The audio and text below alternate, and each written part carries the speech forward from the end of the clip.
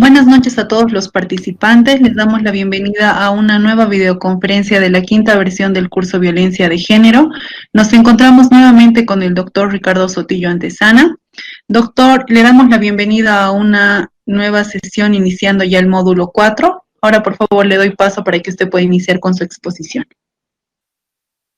Muchas gracias, Mayra. Buenas noches a través suyo a todas las personas que nos están acompañando en este curso. Como bien lo ha mencionado, hoy vamos a empezar el módulo número 4, que está relacionado al procedimiento penal. Es decir, en esta semana vamos a hacer mucho énfasis en esta segunda parte de la Ley 348, que está dirigida a explicarnos un poco cuál es el procedimiento penal referente a los casos de violencia, cómo tenemos que proceder, cuáles son los aspectos, las puntualizaciones que nos hace esta muy importante ley respecto al procedimiento penal que cada uno y cada uno conocemos, pero como señalábamos, hay ciertas precisiones que tenemos que tener en cuenta.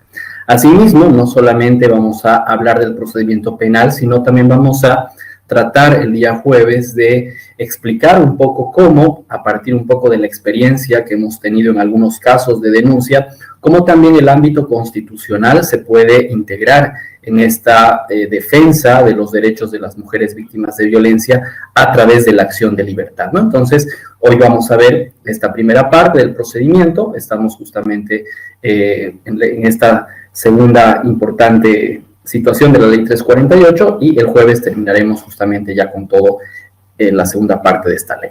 En ese sentido vamos a identificar tres aspectos importantes a modo de un aspecto introductorio, un aspecto preliminar de este procedimiento penal relacionado al contenido de la Ley 348, vinculando, vean ustedes, el trabajo y la regulación de esta importante ley en tres aspectos importantes. Uno, la denuncia, ¿no?, que vamos a ver cómo se realiza.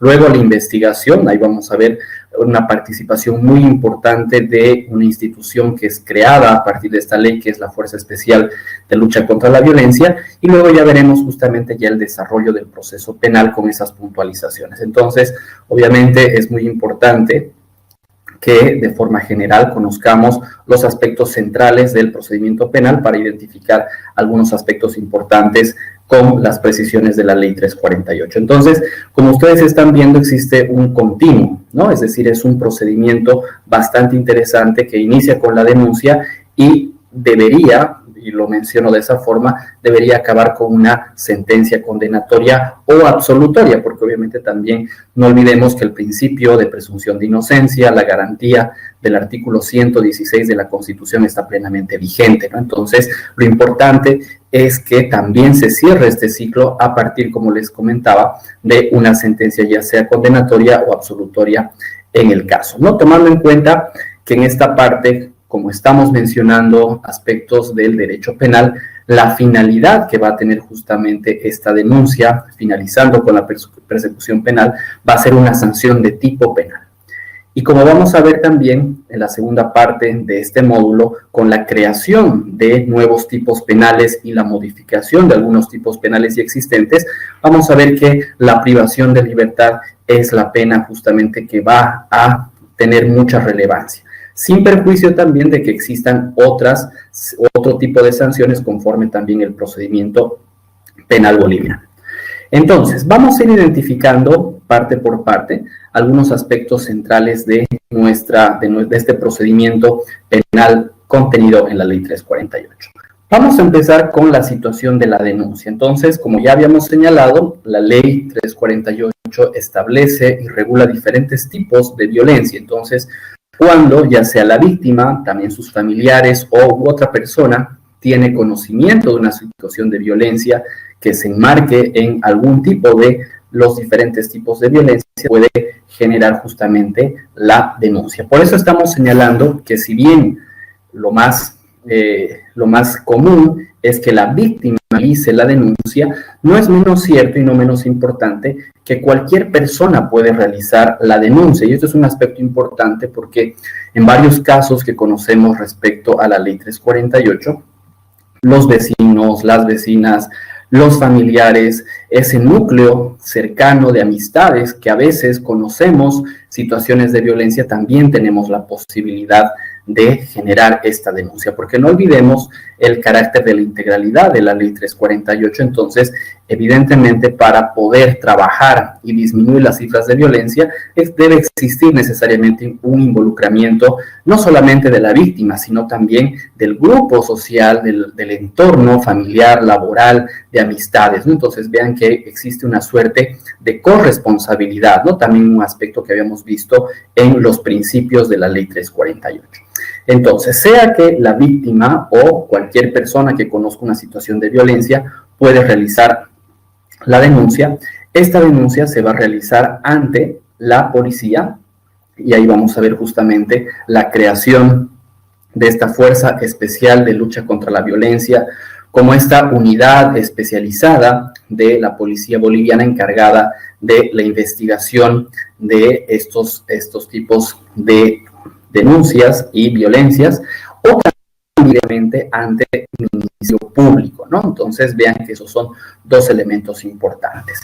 Sin perjuicio de esto, también vamos a identificar que hay ciertas instituciones establecidas en esta importante ley que pueden realizar también la denuncia, y lo hemos establecido como una promoción de la denuncia, es decir, instancias que tienen que justamente promover la denuncia y también hacer un acompañamiento, un acompañamiento principalmente es la palabra que quería decir respecto a esta denuncia, como lo habíamos mencionado en el anterior módulo, ¿no? Este carácter de la integralidad de, por ejemplo, los servicios que dan los SLIMs o las casas de acogida u otras instituciones. Entonces, vamos a identificar estas instituciones, obviamente, en el centro, y la primera institución que está llamada por ley a promover la denuncia son los servicios integrales municipales, ¿no? Entonces, vean que también una víctima o cualquiera de nosotras y nosotros se puede acercar ante estos SLIMs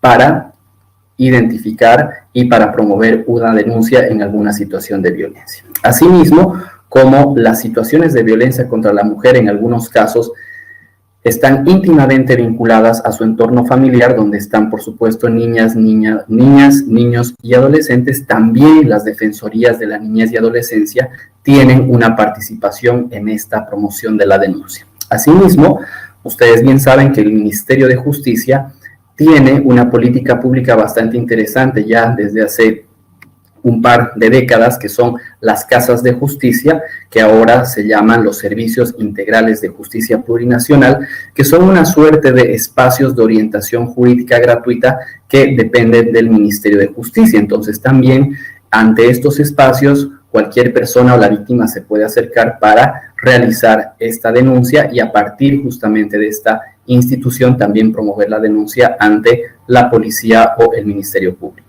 Asimismo, siguiendo con esta línea del Ministerio de Justicia, que no olvidemos, entre paréntesis, que es el órgano rector de la aplicación de la Ley 348, están los servicios de protección a las víctimas, ¿no? Los SEPDAVIS, que están justamente principalmente en las capitales de departamento, donde también existe una responsabilidad de estas instituciones para promover las denuncias en aquellas situaciones de violencia. Asimismo, conforme el carácter plurinacional de nuestro Estado, reconocido en el artículo 1 de la Constitución, las naciones y pueblos indígena, originario, campesinos, ustedes bien saben que tienen el derecho a la libre determinación, reconocido en el artículo 2 de nuestro texto constitucional. Y a partir de este derecho a la libre determinación o a la autodeterminación, se abren diferentes derechos que están previstos en el artículo 30, parágrafo segundo también del texto constitucional, entre los cuales podemos destacar el derecho a sus propios sistemas jurídicos, ¿no? Estamos hablando de tener un propio sistema de justicia, ¿no? Esta jurisdicción indígena que también la Constitución regula. Entonces vean que las autoridades que están a cargo de esta jurisdicción indígena, las autoridades indígena, originario, campesinas, también van a tener o deben tener en algunos casos conocimiento de las situaciones de violencia. Entonces también vean que en este pluralismo jurídico, que es un tema bastante interesante y que en algún otro espacio también podremos debatirlo, identificamos esta responsabilidad de estas autoridades también en la opción de la denuncia. Y ahí obviamente se nos da un debate bien interesante de cómo también en un aspecto de las Naciones los indígenas, originarios campesinos, se concibe el tema de la violencia, ¿no? Hay muy pocas investigaciones, hay muy pocos estudios al respecto, ¿no? Porque también se tiene una idea a veces preconcebida de que existe como una suerte de impunidad en estos espacios indígenas, originarios campesinos, pero al no existir un estudio, unas investigaciones, solamente nos quedamos con esas indagaciones, ¿no? Con esas presunciones. Entonces también será importante, y lo importante que queremos destacar acá, es que la ley 348 también está involucrando a las autoridades indígenas conforme el pluralismo jurídico existente en nuestro país. Asimismo, después o al mismo tiempo que se realiza la denuncia, van a haber una situación que hemos denominado un apoyo inmediato a la víctima. Y ahí esto está muy vinculado a los servicios que dan los SLIMs, que habíamos visto también en el anterior módulo, ¿no? Entonces, cuando hablamos de este apoyo inmediato, estamos haciendo referencia a principalmente a una asesoría de carácter legal y una asesoría de carácter psicológico, ¿no? Donde de forma gratuita los SLIMs van a generar este acompañamiento técnico que lo denominamos una asesoría.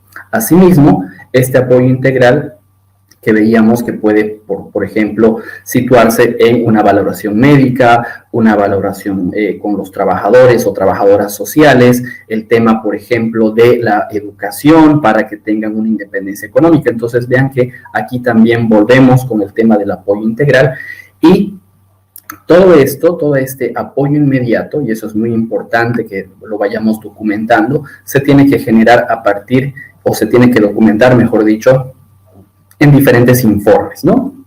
No olvidemos que el Ministerio de Justicia, lo veíamos en los anteriores módulos, tiene una responsabilidad de informar a la Asamblea Legislativa Plurinacional una vez al año de la aplicación de la ley. Entonces, esos datos, esa información del cual puede utilizar el Ministerio de Justicia tendría que salir de estos informes que están justamente establecidos y realizados, mejor dicho, por los servicios legales integrales municipales, ¿no?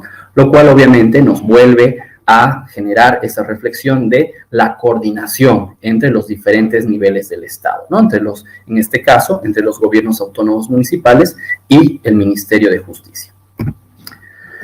Asimismo, ya realizada la denuncia por una situación de violencia, vamos a pasar a esta etapa de la tramitación de la denuncia. Entonces, si bien la tramitación de la denuncia es de carácter personal, hay un papel importante, ya un poquito destacando los elementos de mejora de la ley 348, es la presencia y el trabajo del Ministerio Público, ¿no? De la Fiscalía.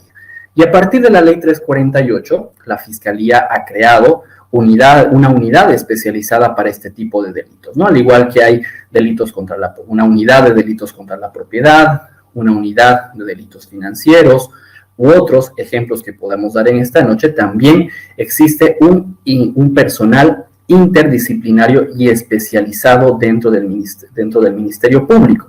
Y ahí volvemos justamente a la reflexión, ¿no? De que los fiscales, las fiscales, las personas de apoyo, entre otros, que participan en la tramitación de estas denuncias por las situaciones de violencia, tienen que tener una formación especializada. Ya habíamos reflexionado, ¿no? Sobre estos temas, de dónde encontramos esta formación, esta especialización, si bien podríamos hacer un énfasis en el rol de las universidades o de ciertos espacios de formación.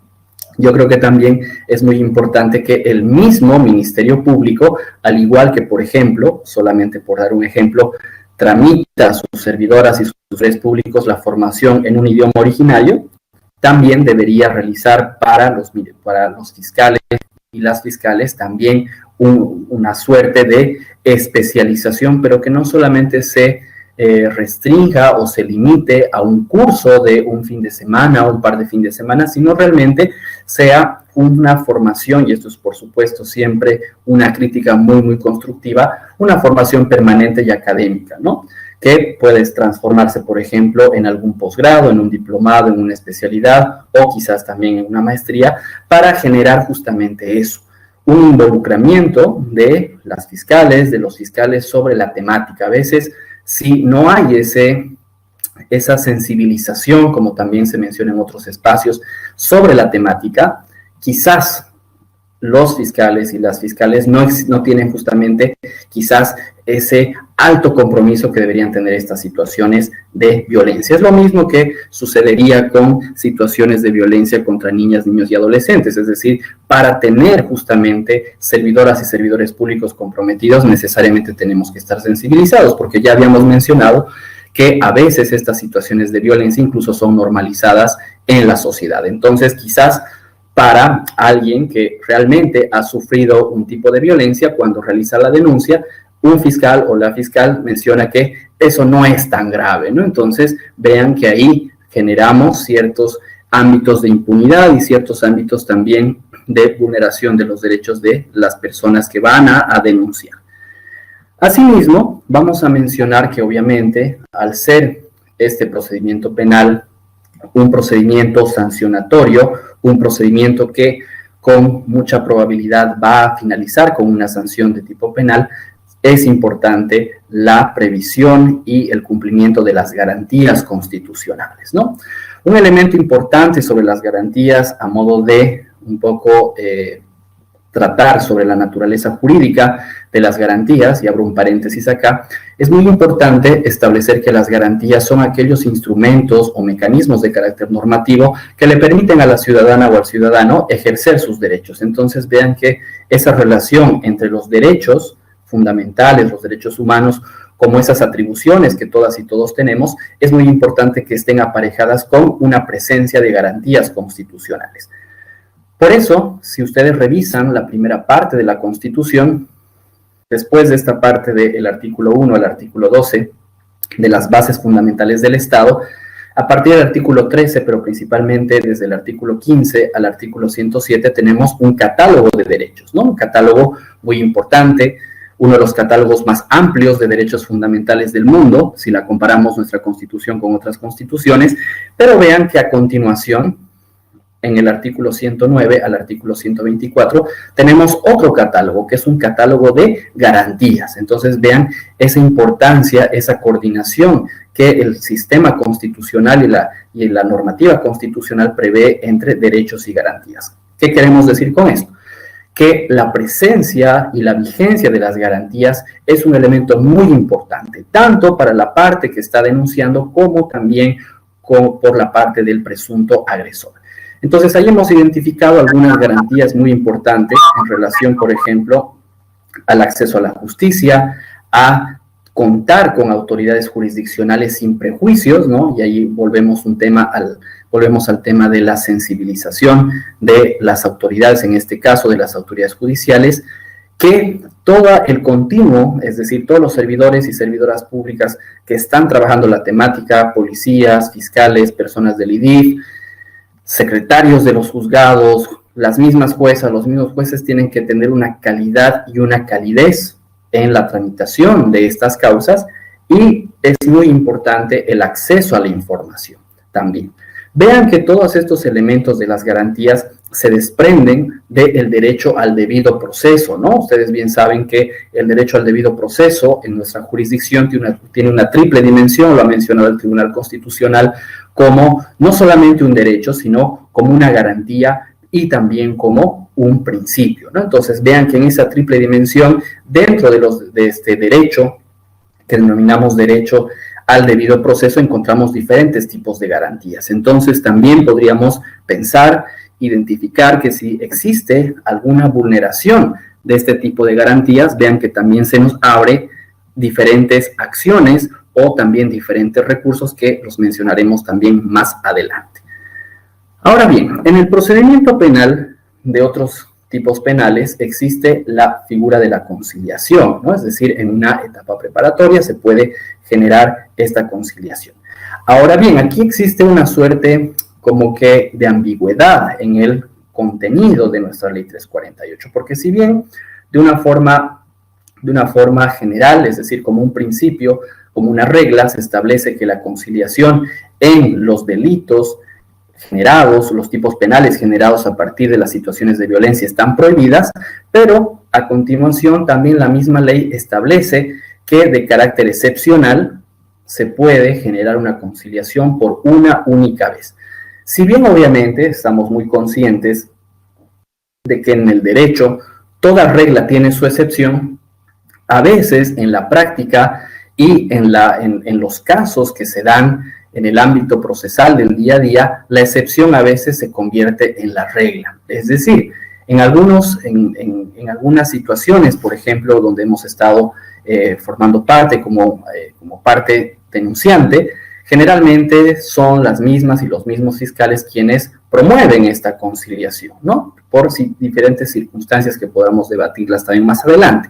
Entonces ahí vean esta situación que podemos reflexionar sobre la conciliación, que si bien está prohibida, pero en la práctica a veces se genera justamente esa promoción de la conciliación, vamos a señalarlo así, para a veces finalizar el procedimiento penal y que no continúe, y quizás esa conciliación genera mayores situaciones de vulnerabilidad o de nuevas situaciones de violencia. Entonces, ahí podemos identificar un elemento donde la ley tendría que ser un poco más clara, no prohibiendo la conciliación. Yo no es que esté en contra de la conciliación, es un mecanismo justamente procesal en el derecho penal, en el derecho procesal penal, pero quizás podríamos identificar alguna regulación un poco más específica de en qué situaciones sí y en qué situaciones no, pero de una forma mucho más reglamentada, de una forma más desarrollada, no solamente como está actualmente en la ley, que genera, como les decía, a veces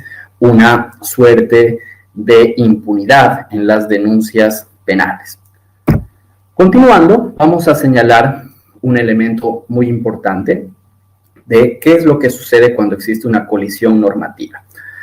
Cuando hablamos de una colisión normativa, estamos haciendo referencia a un instituto jurídico en el derecho procesal donde en la aplicación de una norma tenemos justamente una situación donde dos normas regulan una misma situación, ¿no? Ahí aparece este tema de la colisión normativa. Entonces, una previsión muy importante que encontramos en la Ley 348 es la aplicación preferente, que ya la habíamos mencionado también en la primera parte de los anteriores módulos, pero aquí se genera un elemento un poco más específico, porque ya estamos hablando del procedimiento penal.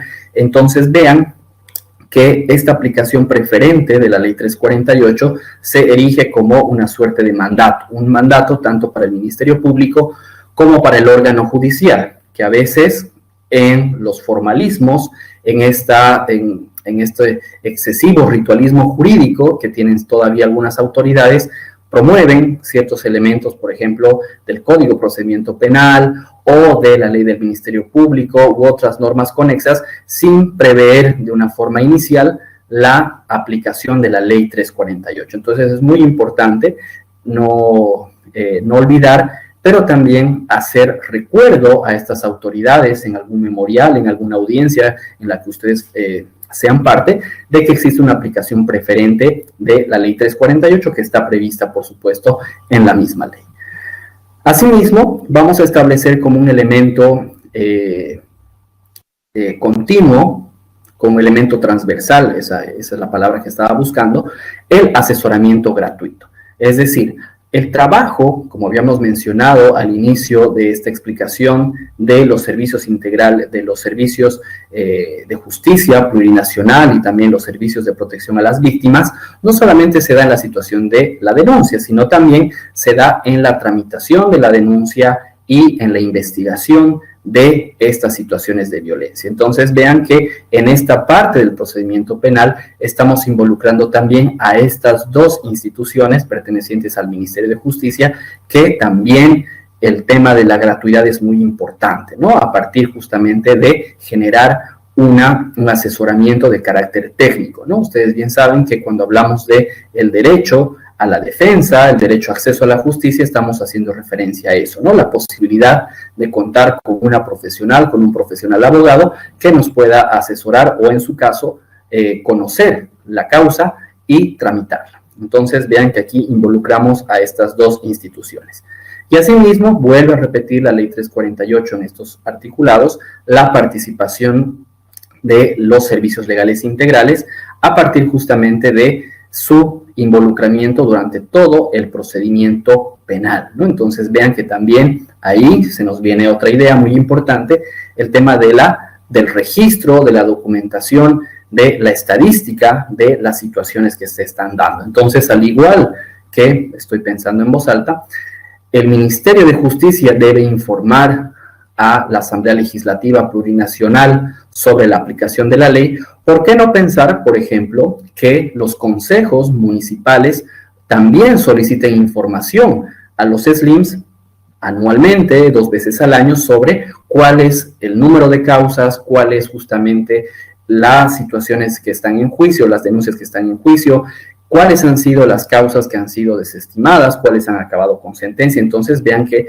el tener la información, el relevamiento de información es muy importante. Entonces no solamente le caigamos al nivel central, sino que también involucremos a las instituciones también subnacionales, y en este caso hago mención a los consejos municipales, ¿no?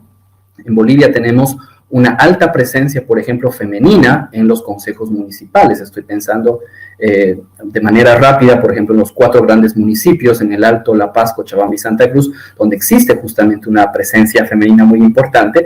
Entonces también sería importante cómo estas concejalas están asumiendo esta situación de la aplicación de la Ley 348 a través de los SLIMs en sus municipios, ¿no? En su jurisdicción municipal.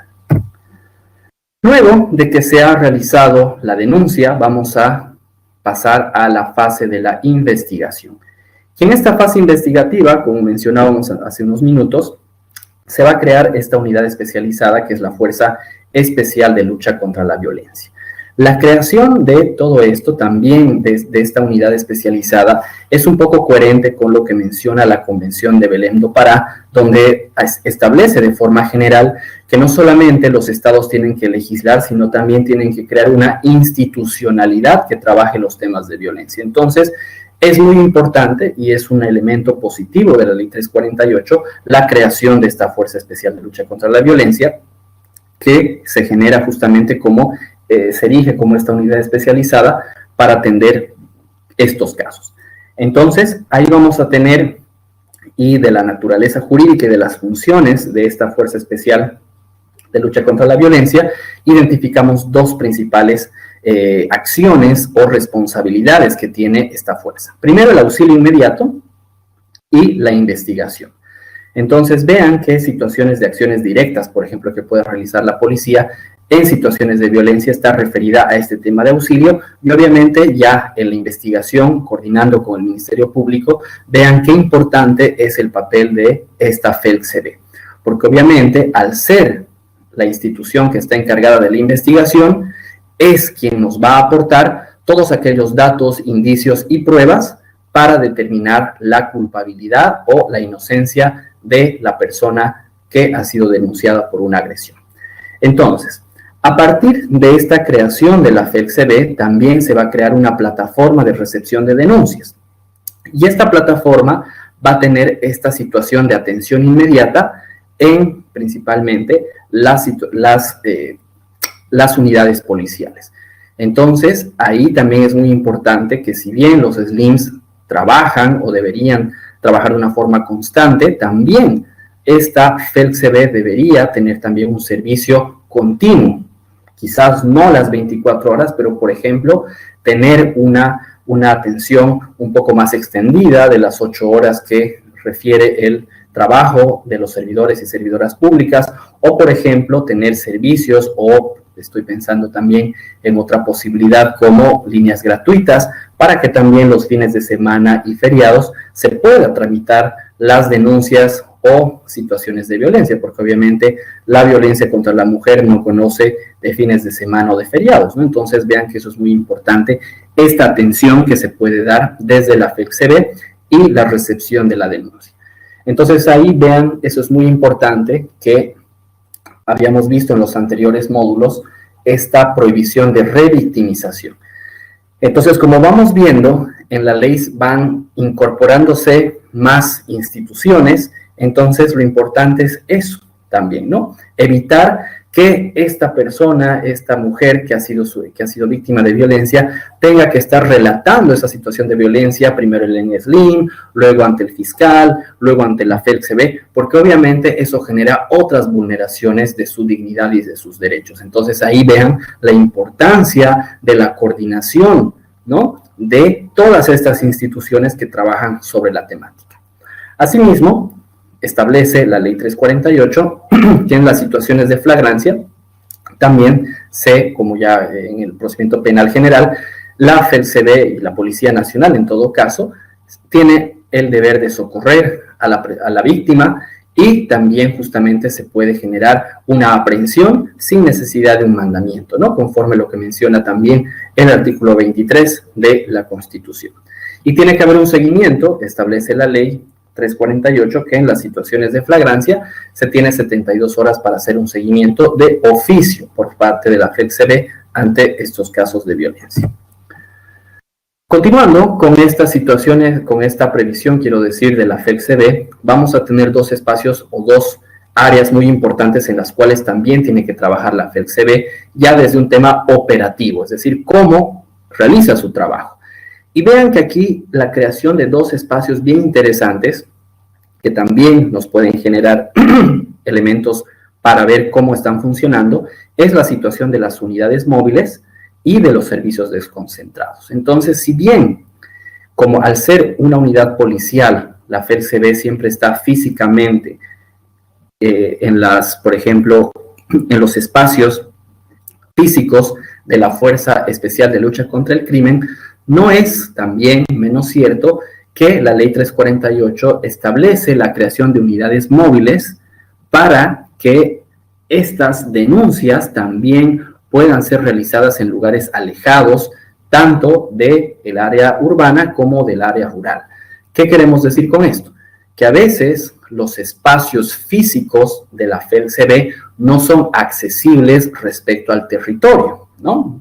Yo vivo en Santa Cruz, esta es una ciudad bastante amplia, bastante grande geográficamente, entonces a veces para presentar una denuncia tengo que hacer un traslado muy importante que tiene que hacer la víctima.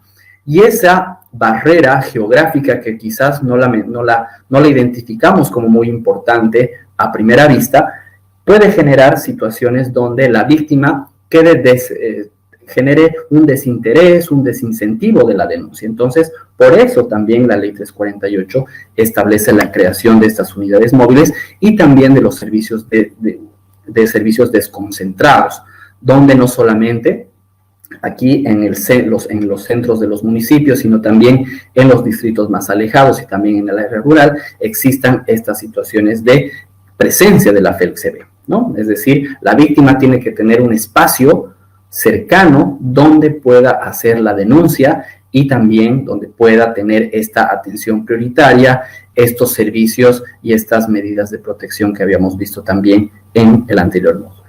Asimismo, referente también a cómo tiene que realizar su trabajo la FELCB, la Ley 348 establece la necesidad y la importancia de contar con protocolos especializados. Obviamente, conforme el Código de Procedimiento Penal, todas las denuncias en materia penal tienen una forma de tramitación. Sin perjuicio de ello, la Ley 348 establece que es muy importante que en los casos y en las denuncias por violencia contra la mujer se cuente con protocolos especializados donde vamos a encontrar lo que habíamos visto en los primeros artículos, ¿no? El principio de especialidad, que si bien no quiere decir que vamos a tener un procedimiento penal específico o autónomo para este tipo de violencias, pero sí tiene que haber una especificación en algunos casos donde hablábamos de la calidad, de la calidez, de la ausencia de la revictimización, donde los servidores y las servidoras públicas tengan justamente esa empatía, vamos a utilizar este término que es muy importante, cuando llega una denuncia. Porque como habíamos dicho en el módulo número 2, ya la persona, una vez acude para realizar una denuncia, ese es un paso muy importante. Y este paso importante a veces se da después de años de violencia, ¿no? Entonces no es que las mujeres, y eso lo veían ustedes en el informe de ONU Mujeres, no es que en la primera situación de violencia la gente acude a denunciar, sino que las denuncias, esto como una hipótesis que también podemos debatirla con ustedes, se genera a partir de esta vulneración sistemática de los derechos donde las mujeres por fin se animan a denunciar. Entonces va a ser muy importante que esa forma y esa coyuntura del análisis de estas denuncias también esté plasmado en un protocolo especializado. Asimismo, esta Ley 348 establece que la FELCB tiene que realizar una investigación de oficio, es decir, basta con que se haya realizado la denuncia, y obviamente también en los casos de flagrancia también se puede dar esta investigación de oficio, pero aquí el impulso procesal va a ser bien importante, ¿no? Este principio del derecho procesal orgánico, el impulso procesal, establece que son las partes las que tienen que movilizar toda la investigación, sin perjuicio de este principio general del derecho procesal. Es muy importante que en estos casos la Ley 348 establece que no hay necesidad que el denunciante realice un impulso procesal. ¿Y por qué hago énfasis en este elemento también? Porque cuando se consulta, por ejemplo, sobre los datos de las causas de la tramitación de denuncia, a veces algunos servidores públicos de la FELCB o de la Fiscalía establecen que las víctimas no han vuelto a aparecer, ¿no? De una forma coloquial. Entonces, vean ustedes que eso no debería representar un óbice o un elemento para que se deje de investigar. Entonces, vean que ahí la importancia de esta investigación recae de una forma muy directa contra la FELCB. Entonces, ahí también podemos identificar algunas salidas de otros recursos o de otras acciones cuando, por ejemplo, estos servidores o servidoras públicas no estén realizando su trabajo. Estoy imaginándome, por ejemplo, en una acción interesante, una acción de cumplimiento, por ejemplo, cuando podamos identificar que no existe una correcta investigación, que no hay una coordinación entre la FELCB y el Ministerio Público en los casos de violencia, ¿no? Porque no tenemos que olvidar que en este procedimiento penal, y a veces nos podemos perder en los detalles, lo importante es, por un lado, tener una atención inmediata y oportuna a la víctima, pero también que exista una sanción, si es que corresponde, por supuesto, al agresor. Porque no olvidemos que el derecho penal trabaja mucho en el ámbito de la disuasión, es decir, cuando el sistema penal asigna una sanción a una persona, está dando un mensaje, ¿no? Conforme a lo que nos ha enseñado la dogmática penal. Y este mensaje es justamente para desincentivar la comisión de esos delitos. Entonces, si vemos que existen justamente denuncias que son tramitadas, que son investigadas, también eso va a afectar en las siguientes denuncias o en los siguientes actos de violencia, porque obviamente una persona que quiera cometer un acto de violencia, si ve un sistema fuerte, ve un sistema que responde a las víctimas, obviamente lo pensará dos veces, o también desde la vereda del frente, si encuentra un sistema bastante débil, bastante burocrático, poco eficaz, obviamente no tendremos miedo para vulnerar los derechos de las mujeres, ¿no? Entonces, eso es un elemento que también es importante destacar en la Ley 348. Asimismo, continuando con este análisis del procedimiento penal o de los elementos del procedimiento penal dentro de la Ley 348, es muy importante que exista un protocolo de atención a la víctima. Y esto es un elemento bien importante porque obviamente este va a ser como una suerte de manual que tienen justamente los policías y las policías de la FELCB para atender a las víctimas, ¿no? Entonces, si bien ya habíamos mencionado que los SLIMs o que otras, incluso las autoridades indígenas pueden conocer las denuncias, pero en la generalidad muchas de las denuncias empiezan y se inician en la FELCB. Entonces, atendiendo esta situación, la Ley 348 estableció en su artículo 348, en el artículo 58, la existencia de este protocolo. Y vamos a encontrar elementos bien interesantes de este protocolo que quiero destacarlos. Entonces, la finalidad de este protocolo lo vamos a identificar en tres espacios bien importantes: en la asistencia, en la orientación y en la evaluación de las denuncias. Entonces, vean que hay un continuo, volvemos a este continuo que veíamos al inicio del módulo, donde es muy importante no solamente la tramitación de la denuncia, sino también, vean este último verbo, la evaluación, es decir, en qué ha quedado esa denuncia, por qué no se ha ido a juicio, por qué se ha optado por una conciliación o una salida alternativa, o qué está sucediendo, por ejemplo, con la condena de ese agresor, existe una situación de reeducación. Entonces vean que la evaluación es muy importante, ¿no?, para identificar este éxito o fracaso de la aplicación de la Ley 348. Asimismo, este protocolo tiene que respetar y proteger la dignidad e intimidad de la víctima, pero también del agresor. Es muy importante también que en el ejercicio, establece este protocolo, se evite el contacto y el careo con el agresor. El careo es una situación muy común, por ejemplo, en el tema penal. Entonces, en estos casos, se trata de evitar estas situaciones. ¿Para qué? Para evitar la revictimización, para que esta víctima tenga un acercamiento incluso visual con el agresor, ¿no? Entonces, eso es muy importante. Asimismo, este protocolo establece que la FELCB tiene que tener una coordinación con todas las instancias. Entonces, esto se refiere a la solicitud de información, a la solicitud al tema de la tramitación de las medidas de protección, entre otros elementos. Ya habíamos hablado de la revictimización, y un elemento también importante, que no es menos importante, como responsabilidad de la Fuerza Especial de Lucha contra la Violencia, es realizar campañas de sensibilización, al igual que vemos, por ejemplo, a los policías, a las policías de tránsito, hablando sobre los accidentes de tránsito, el tema de que evitemos consumir bebidas alcohólicas cuando conducimos. También la FELCB tiene que salir a las calles, a los medios de comunicación, a las unidades educativas, a las universidades, donde se genere un espacio también de educación, porque no olvidemos que las situaciones de violencia responden a un sistema patriarcal, y obviamente al atacar ese sistema tenemos que abrir varios flancos de trabajo, de reflexión y de análisis. Asimismo, establece la Ley 348 ya un énfasis sobre el trabajo de los fiscales de materia. Habíamos señalado que se crean las fiscalías de materia en relación a las denuncias por situaciones de violencia contra la mujer. Entonces, ¿cuáles son estas responsabilidades que vamos a encontrar en el artículo 61 y que obviamente ustedes cuando están tramitando alguna denuncia también pueden solicitar?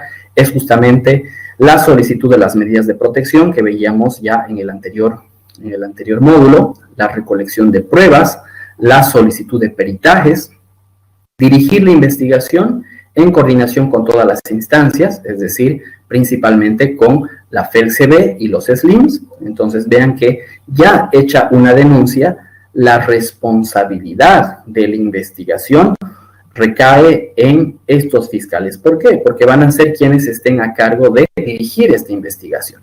Y un elemento importante es, y quiero destacar, este informe semestral, es decir, que el Ministerio Público o las fiscalías departamentales tienen que realizar un elemento interesante sobre que 2 veces al año tienen que informar sobre las situaciones de violencia. Entonces, hemos tenido la experiencia, por ejemplo, acá en Santa Cruz, donde la Asamblea Legislativa Departamental ha solicitado en aplicación de este artículo 61 de la Ley 348 estos informes semestrales. Y va a ser bien interesante que también se pueda accionar o se pueda justamente promover estos informes semestrales en esta coyuntura, porque obviamente la cuarentena y toda esta cuarentena rígida de la cual estamos saliendo en Bolivia ha generado una explosión, vamos a utilizar ese término, o un aumento de las situaciones de violencia. Entonces va a ser importante que el Ministerio Público, o en su caso, las fiscalías departamentales, puedan informar, ¿no?, de estas situaciones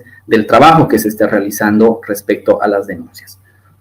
Asimismo, los fiscales de materia pueden requerir patrocinio legal en apego del derecho a la defensa o también de acceso a la justicia, y también la solicitud de traductoras o de traductores, ¿no? Ustedes bien saben que en el establecimiento y en la conformación del Estado plurinacional, en el artículo 5 se nos reconoce una serie de diferentes idiomas oficiales que tenemos en Bolivia, ¿no? El castellano más 35 idiomas oficiales. Entonces, obviamente, esto es muy importante porque la ausencia de estos traductores o traductoras no debería representar un óbice para el ejercicio del acceso a la justicia, ¿no? Entonces, a veces una persona, ya sea la víctima o el agresor, no necesariamente tiene que hablar el castellano. Entonces, eso, vuelvo a repetir, no debería ser un elemento que tenga una vinculación estrecha en que no se aplique el procedimiento. Asimismo, los fiscales de materia pueden disponer el ingreso de las víctimas y de las personas también del círculo familiar o de aquellos denunciantes también a la unidad de atención y protección a víctimas y testigos de delitos, ¿no? Eso también es un elemento que está en manos de los fiscales de materia. Asimismo, vamos a establecer otros elementos que vamos a encontrar en la ley 348 a partir del artículo 62 en adelante. Al igual que la FELCB, se tiene que generar unos programas y unos proyectos de movilidad o desconcentración de sus servicios. También estos fiscales de materia tienen que generar proyectos de movilidad, es decir, que tiene que haber una itinerancia, como se llama en este tipo de políticas públicas, donde no esté solamente estos fiscales en las fiscalías, valga la redundancia, departamentales, en sus oficinas departamentales o desconcentradas, sino que tiene que haber una movilidad. Entonces ahí va a depender mucho de la creatividad, del presupuesto y también de cómo se está encarando este artículo 62 en su aplicación. Asimismo, se establece que el personal de apoyo que trabaja con los fiscales y con las fiscales también debe tener una especialización, ¿no? Entonces, a veces ustedes saben que los documentos, los requerimientos, las imputaciones, los memoriales que presentan los fiscales, a veces no necesariamente por la carga de trabajo los hacen ellos mismos, sino son sus asistentes. Entonces, también estos asistentes tienen que tener una especialización, ¿no? Es lo ideal para que este tema de el involucramiento, de la calidad y la calidez del servicio a las víctimas no se rompa por estas situaciones de que hay personas o en este caso personal de apoyo que no esté sensibilizado. Asimismo, el artículo 64 hace un énfasis en el trabajo, por ejemplo, del IDIF, ¿no? Del Instituto Forense, donde se establece que el personal médico tiene que tener también una especialidad en violencia de género. No es lo mismo valorar una situación de una agresión cualquiera cuando existe, por ejemplo, una tentativa de feminicidio, ¿no? Entonces, vean qué importante es también contar con médicos forenses, como señala el artículo 64, especializados. Un aspecto importante dentro de la investigación que vamos a tener en el procedimiento penal es el tema de las pruebas. Y a veces este es un óbice muy importante y una dificultad, una barrera procedimental con las cuales se va a topar la víctima, ¿no? Es decir, ¿cómo probamos la situación de violencia? Entonces vean que acá un elemento que es muy importante y que a veces se nos olvida en la tramitación de estas denuncias es que un certificado médico homologado constituye prueba. Entonces, a veces, por ejemplo, el trabajo del IDIF puede ser por la recargada tarea que tiene, puede tardar un poco, entonces también las víctimas pueden acceder, vean, a certificados médicos que se tramiten en otros espacios, en un espacio privado, por ejemplo, que ya al ser homologado por el IDIF puede constituir prueba, conforme a lo que dice el artículo 65. Asimismo, establece que las partes, pero principalmente la víctima o las víctimas, deben tener un acceso irrestricto a la documentación, al artículo 66, que quienes litigan, no solamente en estos casos, a veces es una situación un poco complicada, ¿no? Es decir, acceder al cuaderno de investigación, a las acciones que se están haciendo, inclusive, aquí lo podemos ser un poquito más abiertos en este artículo 66 y podemos identificar, por ejemplo, el contacto con el fiscal, con la fiscal, es decir, una entrevista, poder tener un acercamiento directo, ¿no? Que a veces sucede todo lo contrario.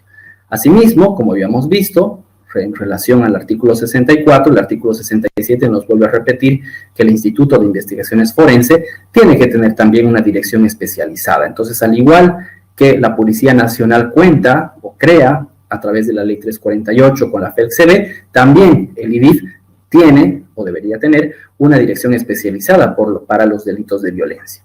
Asimismo, el artículo 68 en esta creación de diferentes instituciones del Estado especializadas crea los juzgados de materia e instrucción contra la violencia hacia las mujeres en el artículo 68 y establece, al igual que ya habíamos visto en el artículo 69, esta especialización, ¿no? Entonces, ahí podemos identificar, conforme al artículo 70 también, la participación de la Escuela de Jueces del Estado. Ustedes muy bien saben, colegas, que el ingreso a la carrera judicial conforme la ley 025, la ley del órgano judicial, se puede dar de dos formas, ¿no? Primero, que debería ser la regla, por la Escuela de Jueces del Estado, es decir, una formación de un par de años para poder acceder a la judicatura, o la invitación pública. Entonces, vean qué importante es que cumplamos la ley 025 en este aspecto. ¿Por qué? ¿Por qué menciono esto? Porque lastimosamente, lo que debería ser la excepción, los últimos años ha sido la regla. ¿Qué quiero decir con esto? Que las personas que han accedido a la judicatura en estos últimos tiempos lo han hecho, y no estoy diciendo que esté mal, solamente estoy mencionando lo que dice la ley, deberían haberlo hecho vía Escuela de Jueces del Estado, pero las convocatorias públicas del Consejo de la Magistratura han sido mayores a por ejemplo, a las promociones que pueda haber dado la Escuela de Jueces del Estado. Entonces, ¿por qué es importante?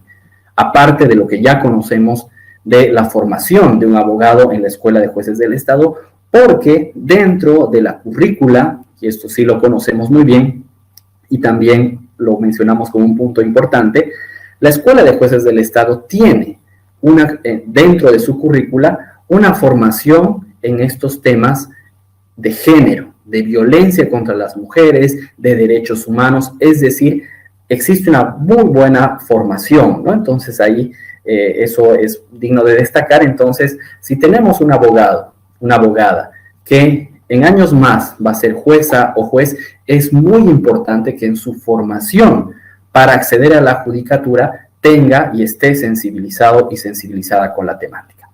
Y asimismo establece en el artículo 71 que tanto en la FEDCB como en el Ministerio Público debe existir un equipo interdisciplinario. Entonces, obviamente, ahí es muy importante que a veces un fiscal no va a trabajar de la mano con un trabajador o una trabajadora social por un tema presupuestario. Entonces, ahí vean qué importante es la coordinación con los SLIMs, con las casas de acogida, con las autoridades indígenas y con otras instituciones del Estado para trabajar estos temas, ¿no? Vamos a identificar, ya cerrando estos temas, cuáles son las modificaciones que hace la Ley 348 también a la Ley del órgano judicial, donde se crean los juzgados de instrucción de materia contra la violencia hacia las mujeres, es decir, existe una adición al artículo 72 del órgano judicial. Asimismo, se adiciona el artículo 72 bis a la ley 025, donde se crean los juzgados de sentencia en materia de violencia contra las mujeres, y el artículo 72 ter se adiciona a la ley 025 con los tribunales de sentencia en materia de violencia contra las mujeres. ¿Qué queremos establecer con esto?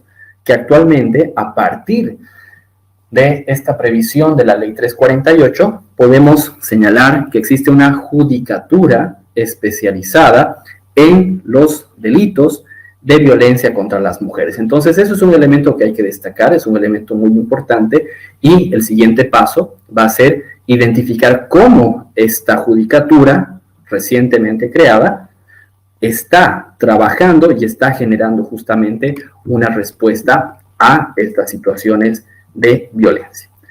Muy bien, vamos a finalizar con un par de diapositivas para terminar este tema número 1, donde ya la ley 348 va haciendo mención, como decíamos, a temas específicos del procedimiento penal.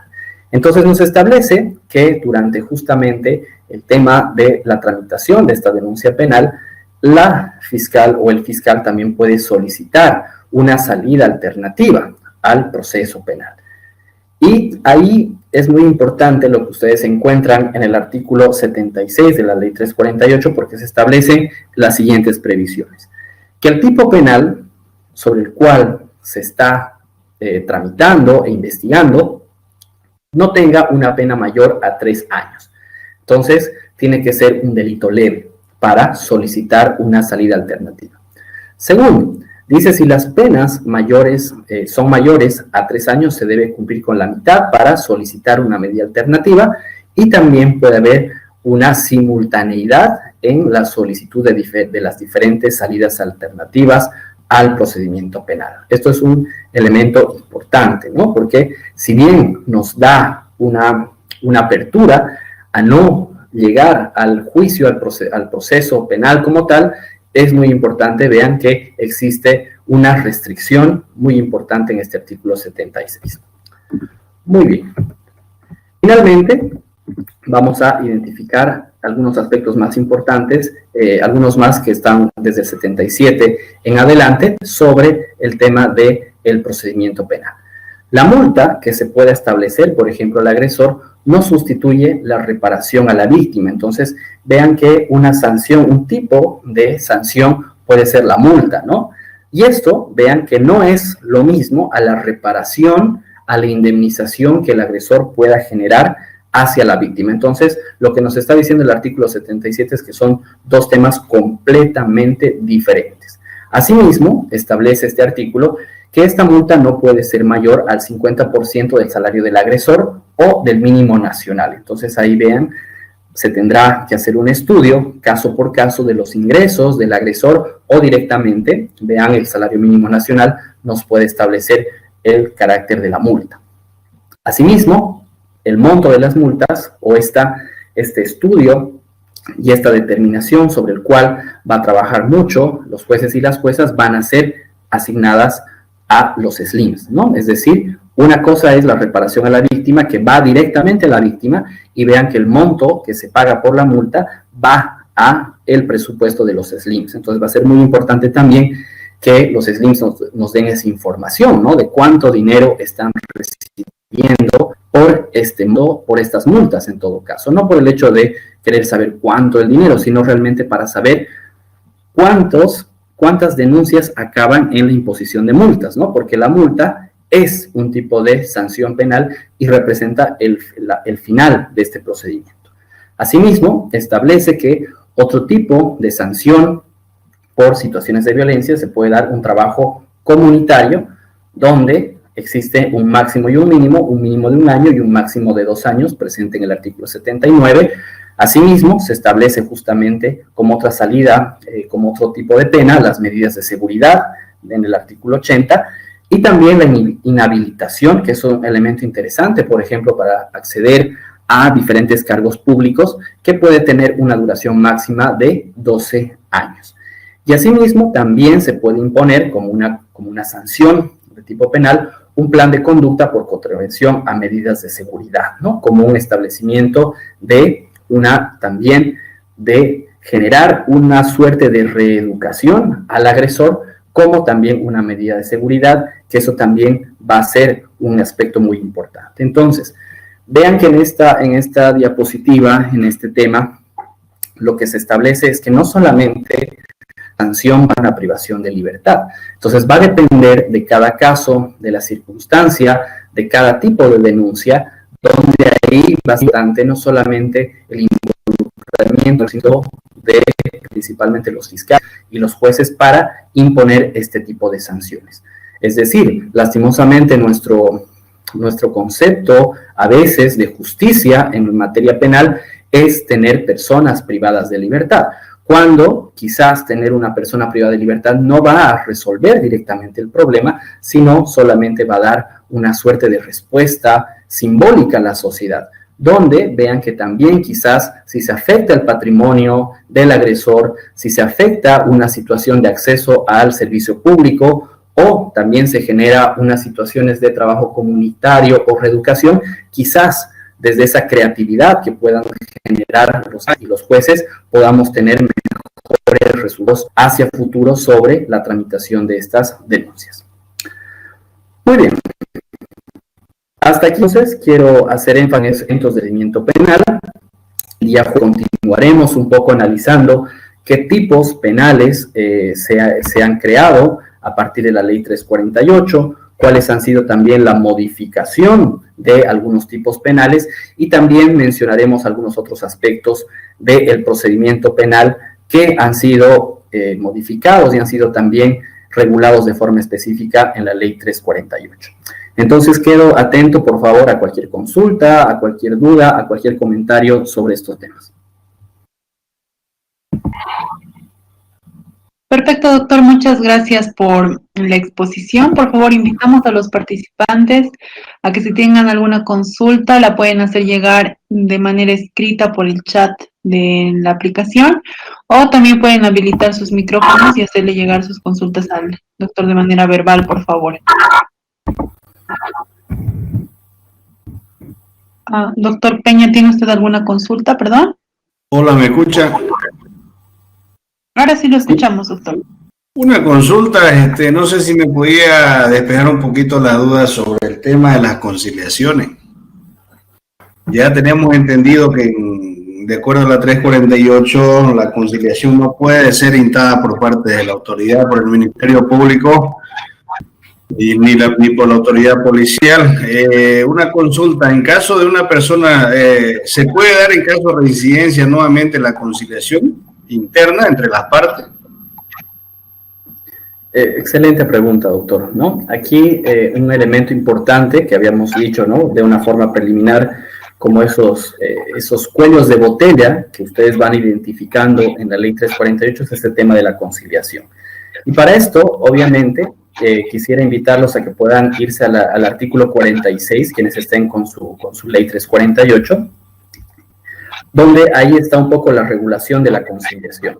Entonces, vean que la redacción del artículo, la voluntad del legislador es prohibir la conciliación. Entonces, eso es una regla. Entonces, vean que ahí son 4 parágrafos, los 3 primeros parágrafos mencionan de una forma clara esta prohibición con diferentes aspectos, pero el último parágrafo, que lo voy a leer de forma explícita, de forma textual, señala, dice, excepcionalmente la conciliación podrá ser promovida únicamente por la víctima, solo por única vez, no siendo posible en los casos de reincidencia. Entonces, un aspecto que ha mencionado muy bien el doctor en la consulta es que en estos casos de reincidencia, a veces el fiscal solicita o promueve él mismo esta conciliación, es decir, que como ya ha habido una denuncia y ya justamente hubo un primer arreglo, valga el término, un primer fin de la denuncia, entonces a veces se vuelve a promover. Pero vean que aquí es bastante claro que es completamente al revés. Primero, que el fiscal, en esa aplicación del artículo 46, no debería promover en ningún momento esa situación. Vean que aquí en el parágrafo primero dice, ¿no? Ninguna institución receptora de denuncias podrá promover, es decir, no deberían ni mencionarlo en ningún momento. Ahora, ¿quién es el único que puede solicitar de una forma explícita, eso también es muy importante, esta conciliación? Es la víctima. Y aquí este parágrafo cuarto nos establece que esa solicitud se tiene que dar solo por una única vez y no es posible en los casos de reincidencia. Entonces, si ya estamos con las mismas partes en una segunda, una tercera denuncia, que hay casos, por supuesto, no debería ser admitido ni promovido por el fiscal, o los fiscales quienes están a cargo de la investigación de estos delitos. Ok, gracias, doctor. Muchas gracias, doctor, por la respuesta. Tenemos otra consulta del doctor Gutiérrez. Nos dice, la violencia laboral está considerada como un tipo de violencia en la ley 348, pero no está tipificado como delito. Entonces, cuando alguien quiere denunciar por este tipo de violencia, ¿cómo se tipifica la conducta del sujeto activo? Muy bien, excelente. Entonces, ahí son 2 elementos importantes que quiero destacar.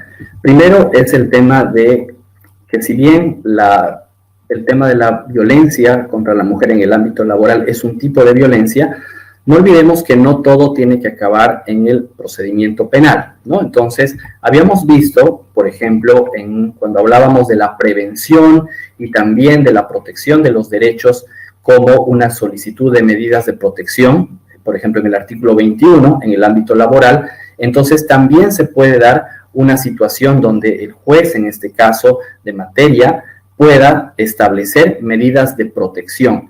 Entonces, respondiendo a su consulta, ¿no? Si bien no está tipificado como delito esta situación, es decir, no podríamos subsumir esa conducta a un tipo penal en específico, lo que tenemos que tener en el centro de estas situaciones es la protección a la mujer. Entonces, ¿de qué podemos echar mano si no tenemos un tipo penal específico? a todo la regulación de las medidas de protección y principalmente la aplicación del artículo 21 de justamente la ley 348. Porque no olvidemos que también dentro del derecho penal y del procedimiento penal, dentro de los componentes del principio de legalidad, está la ley cierta, ¿no? Es decir, este principio de taxatividad. Entonces, también si, por ejemplo, tratásemos de jalar otro tipo penal y tratar de subsumirlo, también podríamos incurrir en una vulneración a los derechos del supuesto agresor, ¿no? Entonces, ahí vean que si no podemos, finalmente como idea final, si no podemos subsumir de una forma clara, directamente echemos mano a las medidas de protección que veíamos en el anterior módulo. Muchas gracias, doctor. No sé si alguno de los participantes tiene alguna consulta más, por favor. Una última consulta, querido doctor. Con gusto, dígame.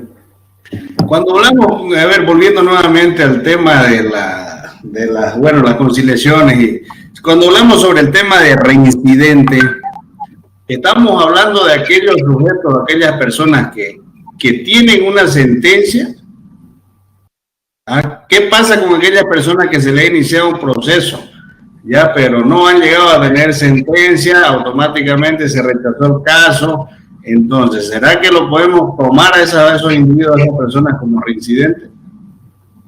Excelente pregunta, ¿no? Entonces, ahí el tema de la reincidencia, cuando una persona es reincidente, de forma general, cuando habiendo habido ya una sanción de tipo penal, en este caso, el sujeto vuelve a cometer ese tipo penal.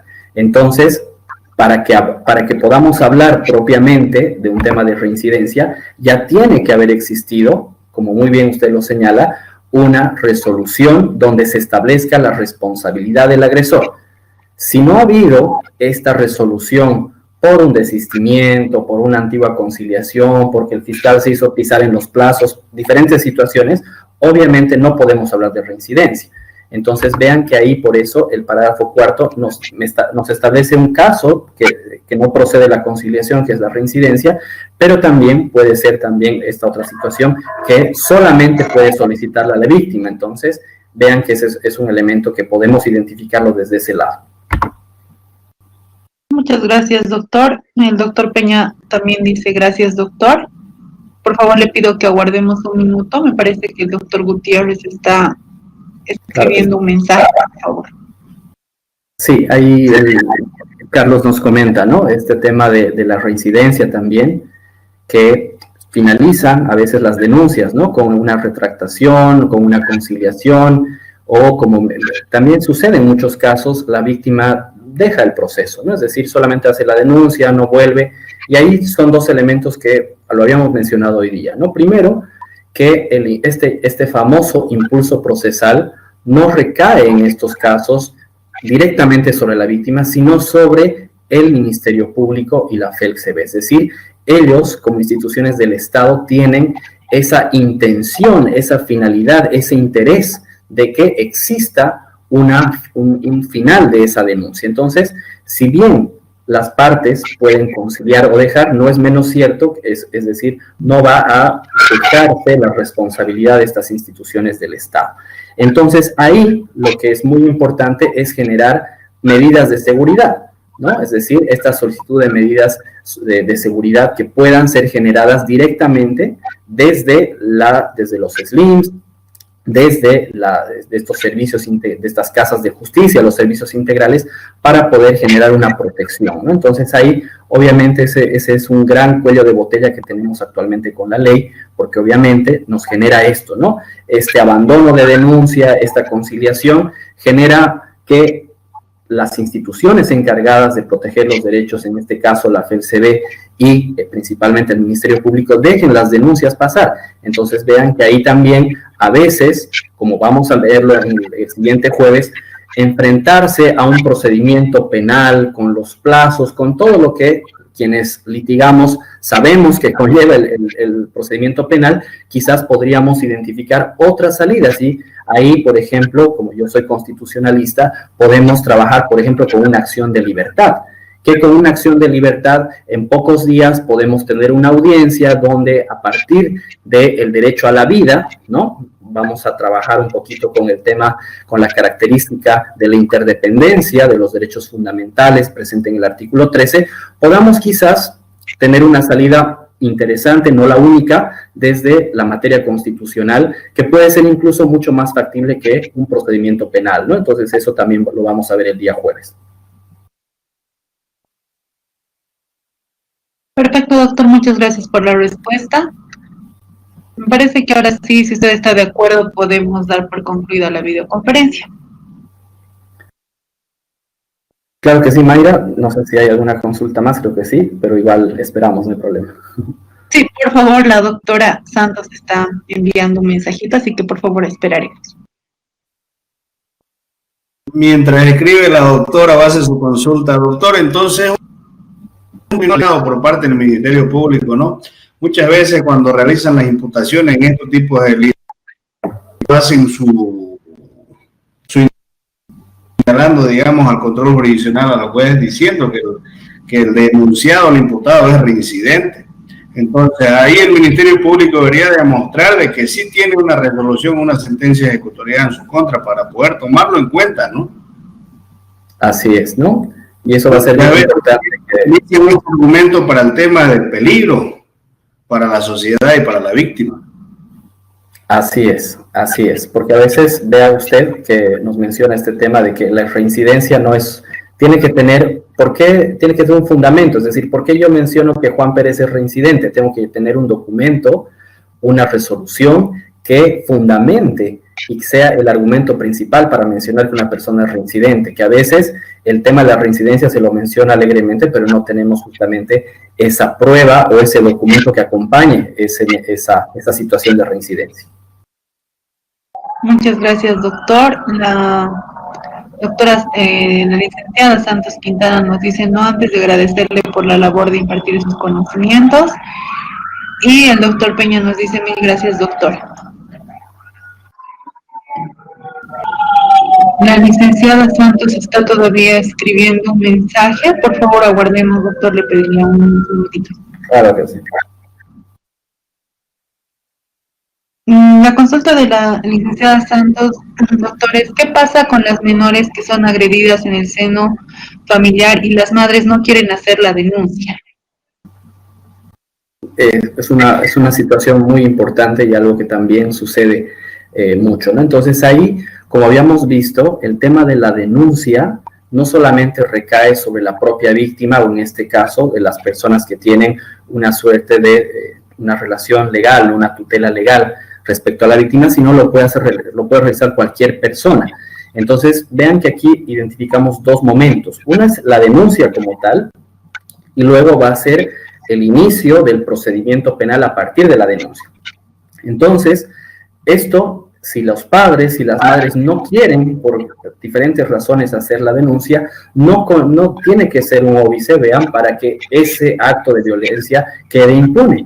Porque obviamente, si es una situación de violencia, quizás los familiares o las amistades o terceros también tengan conocimiento y pueden realizarlo, ¿no? Entonces, vean que ahí no nos quedemos con esa idea de la impunidad, sino que también podemos realizar la denuncia de cualquier persona en relación a las situaciones de violencia. Muchas gracias, doctor. La licenciada está escribiendo todavía algún mensaje. Por favor, le pediría que aguardemos.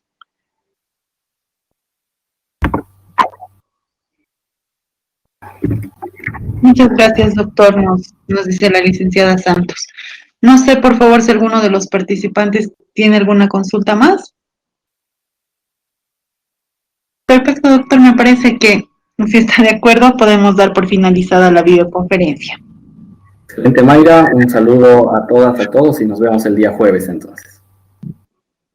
Perfecto, doctor, agradezco mucho por el tiempo que dispuso para que se pueda llevar a cabo esta videoconferencia. De igual forma agradecemos a todas las personas que pudieron estar presentes en la misma.